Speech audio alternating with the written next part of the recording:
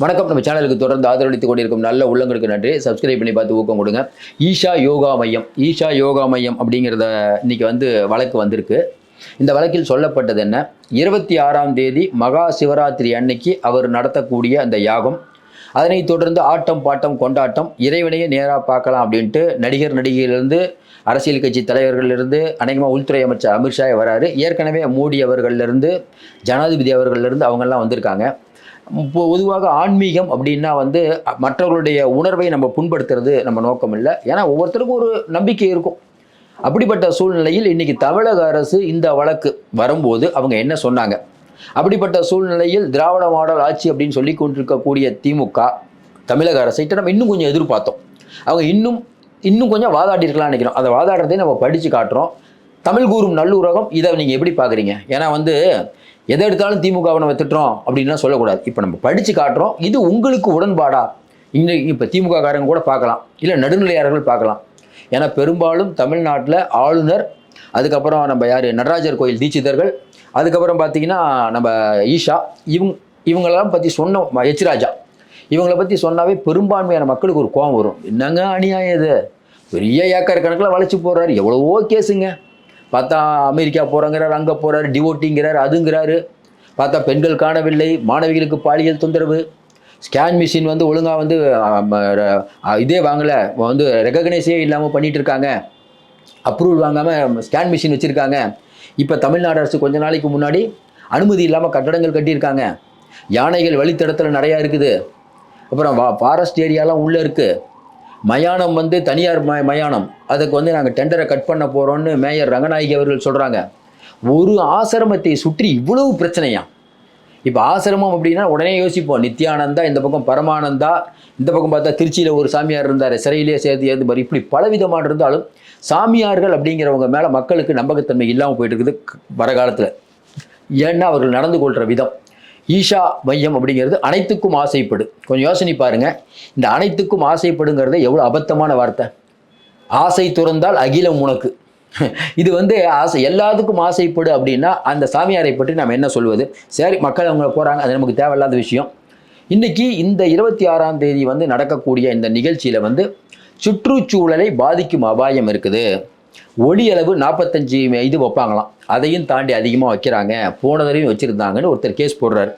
அதற்கான கேஸ் யாருன்னா, உயர்நீதிமன்றத்தில் வழக்கு தொடர்ந்தவர் வந்து கோவையை சேர்ந்த சிவஞானம். அவர் என்ன சொல்கிறாரு, வெள்ளிக்கரை மலையில் வந்து ஒவ்வொரு நாளும் இந்த பண்ணுறாங்க, இந்த சிவராத்திரி லட்சக்கணக்கான மக்கள் கூடுவாங்க, வனச்சூழல் கடுமையாக பாதிக்கப்படும், போன வருஷமே பாதிக்கப்பட்டிருக்குது. 7 லட்சம் பேர் ஒரே நேரத்தில் கூடியதால் ஏற்பட்ட கழிவு நீர் வனப்பகுதிகளை மட்டுமல்லாமல் அருகில் உள்ள விவசாய நிலங்களையும் மாசுபடுத்தியதாக தெரிவித்தார். 45 டெசிபேல் ஒலி அளவை விட அதிகமான அளவில் சத்தம் இருக்கிறது. அங்கே பக்கத்துலலாம் உங்களுக்கு தெரியும் வனப்பரப்பு, உங்களுக்கு தெரியும் மிருகங்கள்லாம் இப்போ வெளியிலாம் நடமாட ஆரம்பிச்சிட்டாங்க. நிறைய இடத்துல பார்த்துட்ருக்கோம், யானைகள் வருது, அது வருதுன்னு கேள்விப்படும் போது விலங்கு பாதுகாப்பினர்கள், அதாவது ஜல்லிக்கட்டுக்கு தவறு நடந்து விட்டதேன்னு பீட்டா அமைப்பினர், ஆர்எஸ்எஸ்க்கு வேண்டிப்பட்ட கும்பல் தான் கேஸ் போனீங்கல்ல. இப்போ நீங்கள் எங்கே போனீங்க? அதையும் தாண்டி ஈஷாவில் முறையான கழிவுநீர் சுத்திகரிப்பு வசதிகள் ஏற்படுத்த உத்தரவிட கோரியும், விதிகளை மீறி வனச்சூழலை பாதிக்கும் வகையில் ஒளி மாசு ஏற்படுத்தும் ஈஷா யோகா மைய சிவராத்திரி நிகழ்ச்சியை உடனடியாக நடத்த அனுமதிக்க கூடாது அப்படின்னு உத்தரவிட வேண்டிய சொல்றார். நீதியரசர்கள் எஸ்.எம். சுப்பிரமணியம் மற்றும் கே. ராஜசேகர் அடங்கிய அமர்வில் தான் விசாரணைக்கு வருது. அப்போ என்ன சொல்கிறாங்கன்னா, ஈஷாவில் வந்து நாங்கள்லாம் கரெக்டாக தான் இருக்கோம் அப்படின்னு வாதிடுறாங்க. மூத்த வழக்கறிஞர் சதீஷ் பரசுராமன், ரொம்ப சீனியர் லாயர், அவருக்கு எத்தனை லட்சம் கொடுத்தாங்களோ பெரிய லாயர் அவர்.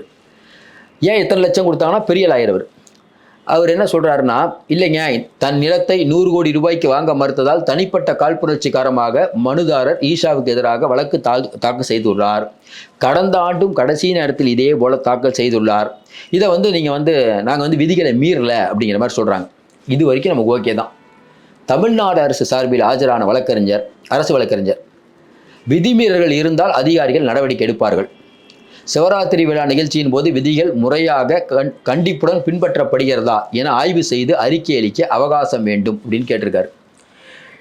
நமக்கு எழக்கூடிய சந்தேகம் என்னென்னா, தமிழக அரசு திராவிட மாடல் ஆட்சின்னு சொல்லிட்டு இருக்கக்கூடிய தமிழக அரசு என்ன சொல்லியிருக்கணும்? நீங்கள் கேட்கலாம், என்னங்க கரெக்டாக தானேங்க சொல்லியிருக்காங்க, விதிமீறல்கள் இருந்தால் நடவடிக்கை எடுப்போம்னு சொல்லியிருக்காங்க. இவர்கள் என்ன சொல்லியிருக்கணும்? ஐயா, விதிமீறல்கள் அப்படிங்கிறது ஈஷா மையத்துக்கு புதிதல்ல, ஏற்கனவே நிறையா மீறி இருக்காங்க. நாங்களே ஒரு கொஞ்ச நாளைக்கு முன்னாடி உச்சநீதிமன்றத்தில் நாங்கள் வழக்கு போட்டிருக்கோம். அதாவது இவங்க வந்து அனுமதி இல்லாமல் இவ்வளோ பெரிய கட்டடங்களை கட்டியிருக்காங்க, அதை இடிக்கணும், நாங்களே கேஸ் போட்டிருக்கோம். அது மட்டும் இல்லாமல் ஒருவருடைய பழைய ரெக்கார்டை பார்த்தீங்கன்னா, இவர்கள் ஏற்கனவே ஸ்கேன் சென்டர் அப்படின்னு ஒன்று வச்சுருக்காங்க, அதுக்கு முறையாக அங்கீகாரம் வாங்கலை. அங்கே பார்த்தீங்கன்னா பெண்கள் இவ்வளோ பேர் இருந்தும் பெண்களுக்கான அந்த பாலியல் சம்பந்தமான இதுக்கு குழுக்கள் இல்லை. அதையும் தாண்டி உள்ளே வந்து பாலியல் அத்துமீறல்கள் நடக்கிறதா நிறையா கம்ப்ளைண்ட் கொடுத்துருக்காங்க. நிறைய பேர் அப்ஸ்காண்ட் ஆகியிருக்காங்க. மயானத்தை பற்றி வந்து அது பலவிதமான சந்தேகங்கள் இருக்குது. இப்படி பல்வேறு விஷயங்கள் இருக்குது ஐயா அப்படின்னு சொல்லியிருக்கலாமே, ஏன் சொல்லவில்லை? இப்போ நீங்கள் பார்த்துட்ருக்க திமுக உடன்பிறப்புகள் இல்லை திமுககாரங்க அதெல்லாம் இல்லைங்க, சரியாக தான் சொல்லியிருக்காங்க.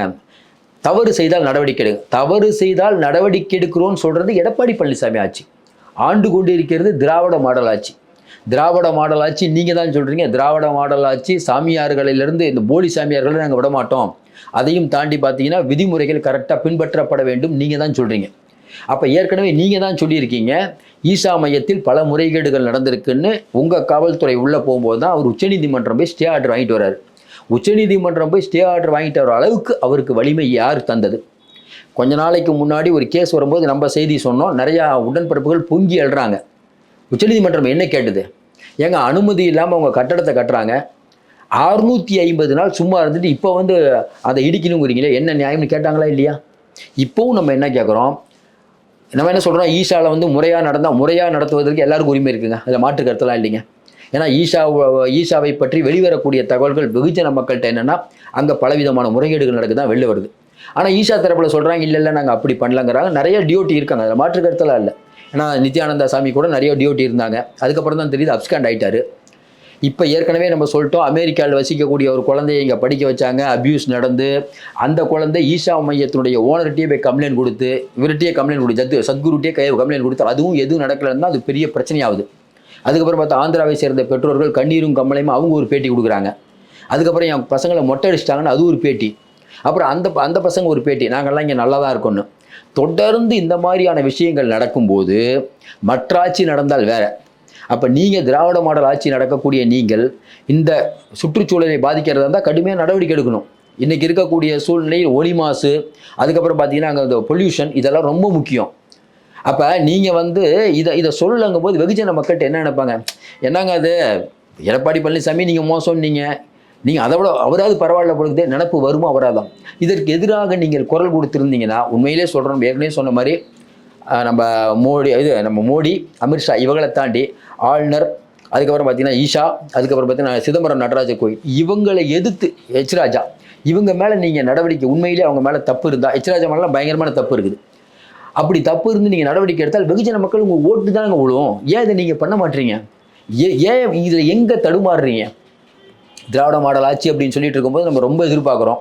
அப்படிப்பட்ட சூழ்நிலையில் இது வந்து சரியான அது நீங்கள் என்னதான் சமாதானம் சொன்னாலும் நீங்கள் உடனே எல்லாத்துலேயும் குறையை கண்டுபிடிக்கிறீங்களேன்னா இந்த வார்த்தையை சொல்லியிருக்கலாம் வேணாமா? ஐயா, கடந்த காலங்களில் இவர்கள் இந்த மாதிரி தவறுகள் இழைத்திருக்கிறார்கள் எங்களுக்கு. ஏன்னா நீங்கள் தான் சொல்கிறீங்க அவர் மிஷினுக்கே ரெகக்னைஸ் இல்லாமல் பண்ணிகிட்டு இருக்காருன்னு. அதற்கு என்ன மேல் நடவடிக்கை எடுத்தீங்க? ஏற்கனவே மதுரை கோர்ட்டு வேறு கேட்குது தலைமை வழக்கறிஞர்கிட்ட, ஏங்க என்னங்க அப்டேட் இருக்குது சொல்லுங்கன்னு. ஈஷா மையத்துக்கு இப்போ நுழைய போகிறோம், அப்போ நுழைய போகிறோம், அப்படி பண்ண போகிறோம், இப்படி போகிறோம், ஒன்றுமே பண்ணலையே. அப்போ ஒன்றுமே பண்ணால் வெளியில் வரக்கூடிய தகவல் என்ன? இல்லைங்க, அதிமுகவில் இருக்கக்கூடிய மிகப்பெரிய ஒருத்தரோட காசு அங்கே இருக்குது, பெரிய மனிதர்களோட காசெல்லாம் அங்கே இருக்குது, தொட முடியாதுங்க சார். ஒரு ஃபோன் பண்ணாருன்னா அமித்ஷா பேசுவார், மோடி பேசுவார் சார், அந்த அளவுக்கு இன்ஃப்ளூயன்ஸ் இருக்குது சார், சொல்கிறாங்களா இல்லையா? அப்போ ஒன்றுமே புரியல. அப்போ வந்து யாரை நம்புறது? யாரைத்தான் நம்புவதோ பேதை நெஞ்சம்ங்கிற மாதிரி அம்மம்மா பூமியில் யாவும் மஞ்சம் அப்படிங்கிற மாதிரி தான் சொல்லணும். திராவிட மாடலில் வந்து பாசிச பாஜகங்கிறோம், இந்த பக்கம் பார்த்தா திராவிட மாடல், ரெண்டு பேரும் சேர்த்துக்கிட்டு மக்களை இந்த மாதிரி பண்ணும்போது மக்கள் எங்கே தான் போவார்கள்? அப்போ வந்து மக்கள் வந்து போலி சாமியார்களை பார்த்து ஏமாறுறாங்கிறீங்க. உண்மையான சாமியாரா போலி சாமியாராங்கிறதே மக்களுக்கு தெரியலையேங்க. மக்கள் ஏங்க போகிறாங்க? ஒருவேளை ஈஷா மையம் உண்மையிலேயே நன்றாக பண்ணியிருந்தாலும் வச்சுக்கோங்களேன், உண்மையை நல்லா பண்ணி கரெக்டாக பண்ணுறாருன்னு வச்சுக்கோங்களேன், அப்போ நம்ம ஆதரிக்கலாம். ஆனால் வரக்கூடிய தகவல் எல்லாம் நெகட்டிவாக வருது. இன்னொரு பக்கம் பார்த்தீங்கன்னா சினிமா நடிகையிலிருந்து அரசியல்வாதிகள் போகும்போது ஹைடெக் சாமியார் போகுது. ஏன்னா பெரிய நீங்கள் பார்க்க அந்த பரவசம் அடைந்து விட்டேன்னு எல்லாரும் ஆடுறாங்க. ஆனால் பார்த்தா ஆடுறவங்க யாருமே சாதாரண ஆட்கள்லாம் யாரும் இல்லை. அதே மாதிரி மொட்டை அடிச்சுட்டு உள்ளே போய் இருக்கிறவங்க யாரும் பார்த்தீங்கன்னா பணக்காரர்கள்லாம் இல்லை, நடுத்தர மக்கள் ஏழை மக்கள் தான் அவங்களுடைய செல்வத்தெல்லாம் கொடுத்துட்ருக்காங்க. மக்களே திருந்த வேண்டும். ஒரே ஒன்று சொல்லட்டுமா, ஈஷா மையத்தை பற்றியோ சத்குரு அவர்களை பற்றியோ மறுபடியும் நம்ம சொல்கிறோம், மரியாதை கொடுத்தே பேசுகிறோம். அவர்களை பற்றியோ நமக்கு எந்த கோபமும் இல்லை. நீங்கள் உண்மையிலேயே மக்கள் அப்படிங்கிறது ஆன்மீகத்தின் பேரால் நிறைய இடத்துல ஏமாறுறாங்க. உண்மையிலே ஒருவேளை சத்குரு உண்மையிலே ஈஷா மையம் நன்றாக பண்ணியிருந்தால் நமக்கு சந்தோஷம் தான். நல்லா பண்ணால் நமக்கு சந்தோஷம் தாங்க. ஏழைகளுக்கோ இல்லை இதை சொல்கிறது மாற்றுத்திறனாளிகளுக்கோ அவர் உதவி பண்ணுறாரு, நிறைய ட்ரஸ்ட் எடுத்து மக்களுக்கு ஹெல்ப் பண்ணுறாருன்னா உண்மையிலே மகிழ்ச்சி தான். ஆனால் மக்களிடம் அந்த மாதிரியான எண்ணம் இல்லை அப்படிங்கும்போது அரசு இந்த மாதிரி பேசியிருக்கலாம்ங்கிற நம்ம ஆதங்கத்தை தான் சொல்கிறோம். மீண்டும் சந்திப்போம். நன்றி, வணக்கம்.